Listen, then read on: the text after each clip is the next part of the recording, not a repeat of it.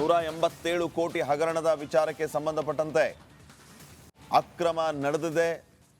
18 ನಕಲಿ ಅಕೌಂಟ್ಗಳಿಗೆ ಹಣ ವರ್ಗಾವಣೆ ಆಗಿದೆ ಅನ್ನುವಂತಹ ವಿಷಯಕ್ಕೆ ಸಂಬಂಧಪಟ್ಟಂತೆ ಈಗಾಗಲೇ ಇಡಿ ಅಧಿಕಾರಿಗಳು ನಿರಂತರವಾಗಿ ಈ ಇಬ್ಬರನ್ನು ವಿಚಾರಣೆಗೆ ಒಳಪಡಿಸಿದ್ದಾರೆ. ಮಾಜಿ ಸಚಿವ ನಾಗೇಂದ್ರ ಮತ್ತು ಶಾಸಕ ದದ್ದಲ್, ವಾಲ್ಮೀಕಿ ನಿಗಮದ ಅಧ್ಯಕ್ಷರಾಗಿರುವಂತಹ ದದ್ದಲ್ ಕಳೆದ 2 ದಿನಗಳಿಂದ ನಿರಂತರ ಇಡಿ ವಿಚಾರಣೆಯನ್ನು ನಡೆಸ್ತಾ ಇದ್ರು. SIT ವಿಚಾರಣೆಗೂ ಕೂಡ ಅವರು ಹಾಜರು ಆಗಿದ್ರು. ಮತ್ತೆ ಸೋಮವಾರ ವಿಚಾರಣೆಗೆ ಬರೋದಕ್ಕೆ ಹೇಳಿದ್ದಾರೆ. ಈ ಕಡೆ ನಾಗೇಂದ್ರ ಅವರನ್ನ ನಿನ್ನೆ ಬೆಳಿಗ್ಗೆ ಇಡಿ ಅಧಿಕಾರಿಗಳು ವಶಕ್ಕೆ ತೆಗೆದುಕೊಂಡರು. ವಶಕ್ಕೆ ತೆಗೆದುಕೊಂಡ ನಂತರ ರಾತ್ರಿಯವರೆಗೂ ಇಡಿ ಕಚೇರಿಯಲ್ಲಿಯೇ ವಿಚಾರಣೆಯನ್ನು ನಡೆಸಿದರು.